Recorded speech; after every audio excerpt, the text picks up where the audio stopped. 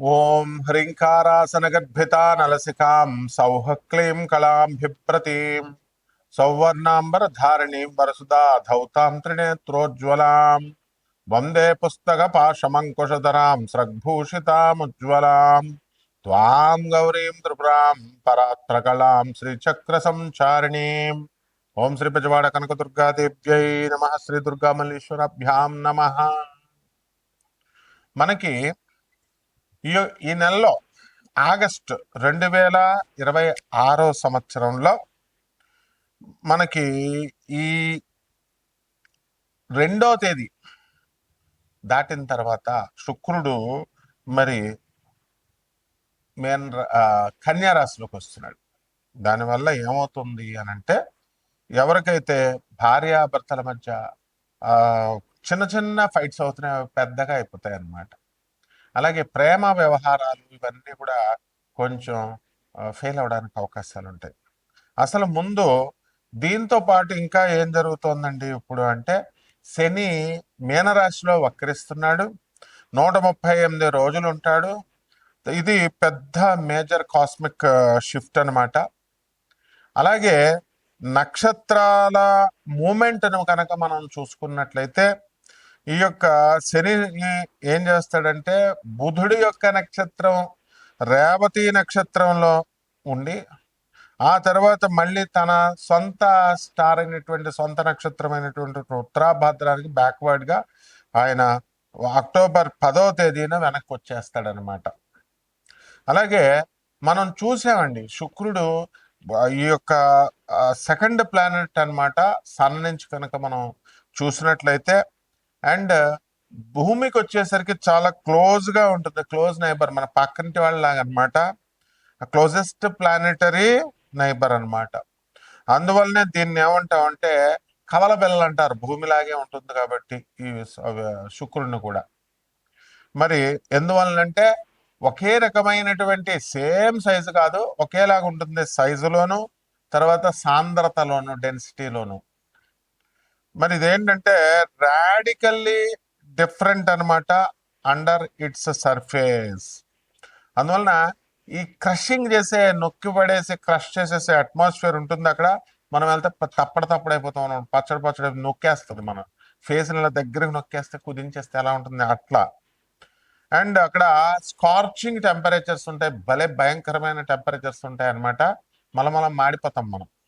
అంటే ఇంకేం ఉండదు, లడ్డే కరిగిపోద్ది, మనం ఉండవు అనమాట. ఇంకెళ్ళిపోయి పేస్ట్ ఉడకబెట్టేసి రసం అయిపోతాం చూసారా, అలా రసం అయిపోతాం అనమాట. మనందరం తాగుతూ ఉంటాం ఈ యొక్క సూపులని, అలాగైపోతాం.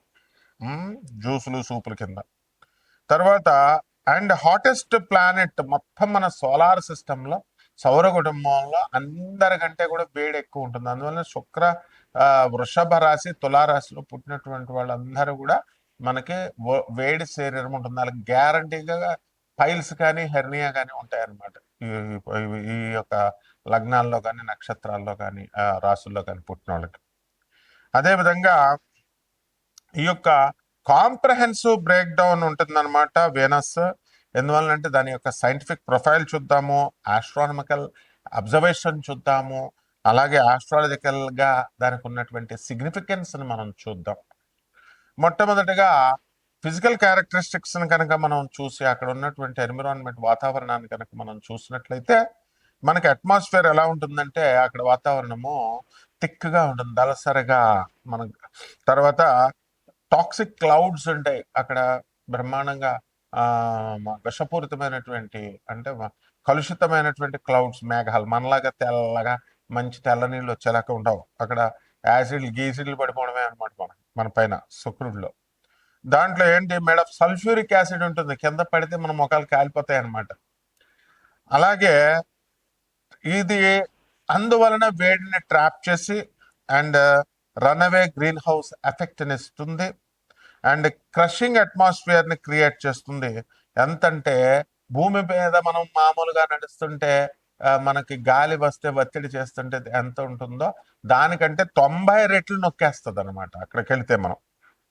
అలాగే దాని మీద ఉన్నటువంటి సర్ఫేస్ టెంపరేచర్ని కనుక మనం చూసినట్లయితే, మనకి ఆ 465 డిగ్రీల సెంటిగ్రేడ్ ఉంటుంది. మనం ఇక్కడ 40 డిగ్రీలు వచ్చేసరికి అబ్బా ఉష్ అన్ని ఏసీ కావాలా అని ఫ్యాన్లు వేసేసుకుంటాం. 40 వచ్చేసరికి మా రాజమండ్రి వచ్చేయండి, మీకు శుభ్రంగా ఇలా కారిపోతా ఉంటాయి అనమాట చెమటలు. మేము రైల్వే కోర్ట్స్ లో చదువుకుంటున్నప్పుడు షర్ట్లు గిట్లు ఉండవు, కారిపోవడమే అంతే. ఇప్పుడు మరి అంత టెంపరేచర్ ఉంటుంది. మరి గోదావరి పక్కనే, మా ఇంటి పక్కనే, మా ఇంటి వెనకాల, అయినా సరే కారిపోతా ఉండేది. మరి అలాంటిది 900 డిగ్రీల ఫారెన్ హీట్ లేదా 465 డిగ్రీల సెంటిగ్రేడ్ వేడి ఉంటుంది. ఇది లెడ్ లెడ్ను కూడా మెల్ట్ చేసేస్తుంది, కరిగిచ్చేస్తుంది అనమాట, అంత టెంపరేచర్ ఉంటుంది.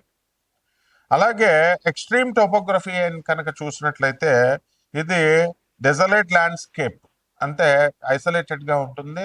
అది ఒక ఒక షేప్ ఉండదు దీనికి, షార్ప్ రాక్స్ ఉంటాయి, మంచి సూదుగా రాళ్ళను పడితే గుచ్చుపడమే లోనకి.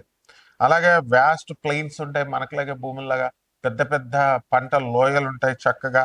And thousands of active volcanoes ఉంటాయి, ఎప్పటికప్పుడు పేలుతా ఉంటాయి. మొన్న వైజాగ్ లో పేలింది, సముద్రంలో చూసారు వాల్కనోస్, అగ్ని పర్వతాలు పేలుతా ఉంటాయి, పక్కన మనం చూడొచ్చు ఎంచక్క. మరి అక్కడికే మనం 2028లో మన ఇస్రో శుక్రయానికి వెళ్తున్నాం. అప్పుడు మన అందరం కూడా వెళ్ళొచ్చు. అప్పుడు అమెరికా, లండన్ ఎలా వెళ్తున్నామో ఆ విధంగా త్వరలో 2028 నుంచి వాళ్ళు వెళ్ళొచ్చిన తర్వాత మన శుక్రయాన్ ప్రయాణం. ఇంకా అంతా ఢిల్లీ, బాంబే, అమెరికా, ఈ లండన్, ఈ ప్రయాణాలు ఉండవు. వంగా బాబా గారు చెప్పినట్టుగా బల్గేరియన్ జ్యోతిష్కరాలు, అలాగే పోతులూరు వీరబ్రహ్మేంద్ర స్వాములు వారు చెప్పినట్టు, నాస్ట్రాడామస్ ఫ్రాన్స్ కి చెందినటువంటి జ్యోతిష్కులు చెప్పినట్టు ఆ ఆ యొక్క గ్రహాలకు మనం వెళ్ళిపోతా ఉంటాం. చంద్రుడి మీదకి వెళ్ళిపోవడమే అమెరికా వెళ్తున్నట్టు. అలాగే కుజుడి మీదకి మంగళయా అని వెళ్ళొచ్చేసాం, ఇప్పుడు శుక్రయా అని వెళ్ళిపోతున్నాం. అంతే, ఇక ప్రయాణాలే ప్రయాణాలు. తర్వాత దీని ఆర్బిటాల్ మెకానిక్స్ ని, రొటేషన్ ని కనుక మనం చూసుకున్నట్లయితే వీనస్ ఏం చేస్తుందంటే దాని యాక్సిస్ మీద అది తిరుగుతూ బ్యాక్వర్డ్ లో తిరుగుతుంది. అంటే మోస్ట్ అదర్ ప్లానెట్ లా కాకుండా ఇది backward. Venus spins backward on its axis, వెనక్కి తిరుగుతుంది ఇది. అది విచిత్రమైనది compare to most other planets.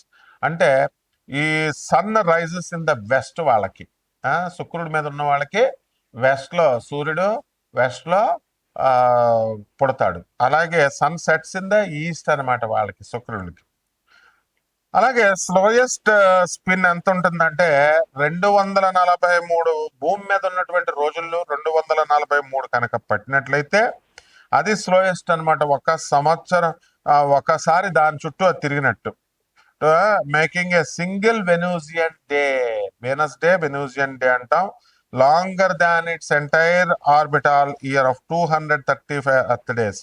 225 days general గా, దానికంటే కూడా లాంగర్ గా 243 డేస్ పడుద్ది రొటేట్ ఒక్కసారి సూర్యుని చుట్టూ తిరగడానికి. అలాగే ఆస్ట్రానమికల్ అబ్జర్వేషన్ కనుక చూస్తే చాలా బ్రైటెస్ట్ గా ఉంటుంది. ఇది బ్రైటెస్ట్ ఆబ్జెక్ట్, దగదగా మెరుస్తా ఉంటది అనమాట. సో మూన్ కనుక తీసేస్తే బ్రహ్మాండంగా కనపడుతుంది కదా భూమి, మన చంద్రుడు సూర్యుడులాగా మంచి కాంతివంతంగా. దాన్ని తీసేస్తే మళ్ళీ ఆ తర్వాత నవగ్రహాల్లో ఎవర్ర గ్రహాల్లో ఉన్నది అని అంటే వీనస్సే బ్రైటెస్ట్ న్యాచురల్ ఆబ్జెక్ట్ అనమాట ఎర్త్స్ నైట్ స్కైలో కనుక మనం చూసినట్లయితే. బికాస్ దాని డెన్స్ క్లౌడ్ ను బట్టి అలా ఉంటుంది. అలాగే cover reflect 70% of the sunlight ని తీసేసుకొని మనకు రిఫ్లెక్ట్ చేస్తుంది అది. అలాగే మార్నింగ్ అండ్ ఈవినింగ్ స్టార్ గా దాన్ని చెప్పుకుంటాం.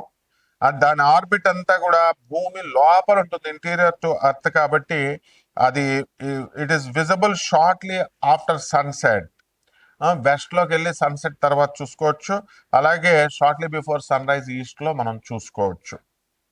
అలాగే వేదిక్ ఆస్ట్రాలజికల్ సిగ్నిఫికెన్స్ కనుక వేద శాస్త్రాల్లో ఉన్నటువంటి దాన్ని బట్టి మనం చెప్పుకోవాలనుకుంటే మనకి కోర్ సిగ్నిఫికెన్స్ ఏముంటుందంటే వీనస్ ప్రేమని, లవ్ ని, బ్యూటీని, వెల్త్ ని, సంపదని, లగ్జరీని, రిలేషన్షిప్స్ ని, క్రియేటివిటీని, సృజనాత్మకత శక్తిని, మ్యారేజ్ ని, వీటిలన్నిటికి కారకత్వం శుక్రుడిది అనమాట. మరి రాశి రోలర్షిప్ దగ్గరికి వచ్చేసరికి అది వృషభ రాశికి, తులారాశికి స్వక్షేత్రాలవి. అలాగే మీనరాశిలో మంచి ఎనర్జీ అంతా కూడా స్ట్రాంగ్ గా మాక్సిమం స్ట్రెంత్ ఉంటుంది. అండ్ వీకెస్ట్ స్ట్రెంత్ కన్యా రాశిలో ఉంటుంది. ఇప్పుడు అది ఉంది. ఎంతకీ ఏమిట్రా కథ అంటే ఈ కన్యా రాశి 2 ఆగస్ట్ నుంచి మనకి 2026 సంవత్సరం నుంచి శుక్రుడు వీక్ అయిపోయాడు. కాబట్టి దీని కరెంట్ స్టేటస్ ఏంటంటే మనకి బ్రైట్ మార్నింగ్ స్టార్ గా ఈస్టర్న్ స్కైలో మనం చూడొచ్చు. అండ్ ఆగస్టు 12 2026 సంవత్సరంలో 6 ప్లానెట్ అలైన్మెంట్ ఒకటి మనకి కనబడబోతోంది. ఆ 6 ప్లానెట్స్ అదేమిటంటే బుధుడు, కుజుడు, గురుడు, శని, యురానస్ అండ్ నెప్ట్యూన్, ఇవన్నీ కూడా పెద్ద ఆర్చలాగా ఆకాశంలో మనకు కనబడబోతుంది. దీనివల్ల మనం ఒక్కొక్క రాశికి ఈ ఏ విధంగా ఉంటుందో మనం విడివిడిగా ద్వాదశ రాశుల వారికి చూద్దాం. ఎవరైతే ఈ యొక్క ఇదంతా కూడా మనము కోటాను కోట్ల మంది కామన్ ప్లాట్ఫారం గా గోచార రీత్యా మనం చెప్తున్నాం. వ్యక్తిగత జాతకాలు కావాలనుకునేటటువంటి వాళ్ళు మరి వాట్సాప్ లో నాకు డీటెయిల్స్ అన్ని కూడా పెట్టండి. వాట్సాప్ లో చేయండి, ఫోన్లు చేస్తే మేము అర్థం అనమాట. ఎందుకంటే ఎక్కడ బయట ఉంటాం. మీకు ఏం కావాలో సమస్య వాయిస్ మెసేజ్ కానీ లేదా వాట్సాప్ లో పెట్టండి. ఒక్కొక్క రాశి వారికి ఎలా ఉంటుందో చూద్దాం. వృశ్చిక రాశి, ఈ రాశి వారికి అందరికీ కూడా శని వక్రించే జూలై 27వ తేదీ నుంచి మనకి డిసెంబర్ 10వ తేదీ వరకు ఉన్నాడు. బాగుంది, అదొక లెక్క, మధ్యస్థంగా ఉంటుంది. రెండో బాంబే ఏంటంటే ఇక్కడ మనకి శుక్రుడు మనకి నేచ పెట్టాడు ఈ యొక్క కన్యా రాశిలో.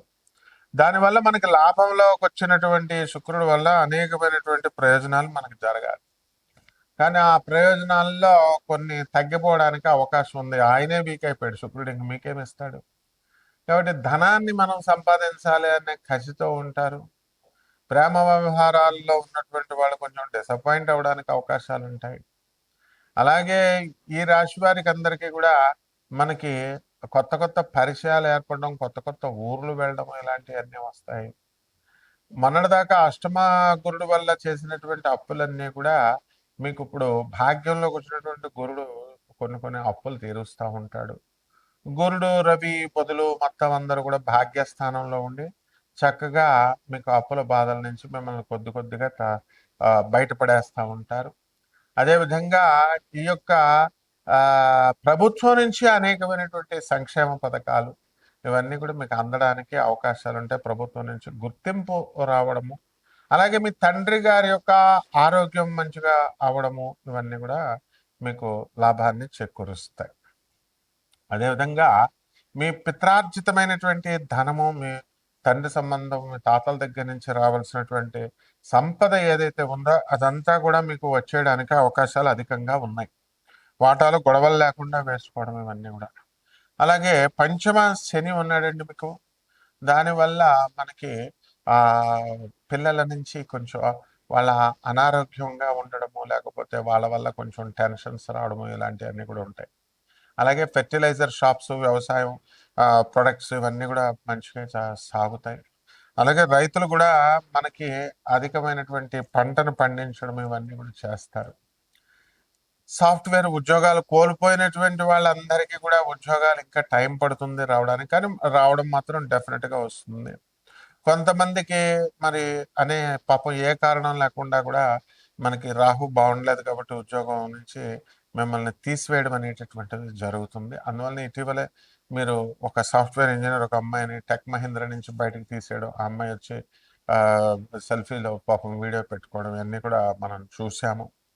అలాగే మల్టీనేషనల్ కంపెనీస్లో క్యాంపస్ ఇంటర్వ్యూల్లో విద్యార్థులందరూ కూడా మనకి పాస్ అయిపోవడానికి అనేకమైనటువంటి అవకాశాలు కనబడుతున్నాయి. అలాగే వీళ్ళకి సిలియాక్ డిసీజెస్ అనేటటువంటివి రావడానికి అవకాశాలు ఉన్నాయి. ఇమ్యూన్ డిజార్డర్ అంతా కూడా ట్రిగ్గర్ అయ్యి మనకి ఈ యొక్క దీనికి తిండి నుంచి గ్లూటోజ్ తర్వాత ఇవన్నీ తినడం వల్ల ఈ యొక్క ఇంటెస్టైన్ అంతటిని కూడా డ్యామేజ్ అవుతుందన్నమాట. కాబట్టి ఆ ఆహార నియమాలు మీరు పాటించండి. ఇక పరిహారాల దగ్గరికి వచ్చేసరికి రాహు జపం చేసుకోండి, రాహు స్తోత్రాలు చదవండి, రాహు కిలోంపావు మినుముల్ని ఆవుపేట రంగు ఉన్నటువంటి వస్త్రాల నుంచి పేద బ్రాహ్మణులకి శనివారం నాడు ఉదయం 8 గంటలకు దానం చేసుకోండి. దశమహావిద్యల్లో ఒకటైనటువంటి ఈ యొక్క బగలాముఖి అమ్మవారి యొక్క హోమాన్ని, అమ్మవారి యొక్క మంత్ర జపాన్ని చేసుకోవడం ద్వారా బ్రహ్మాండంగా ఉంటుంది. శుభమస్తు.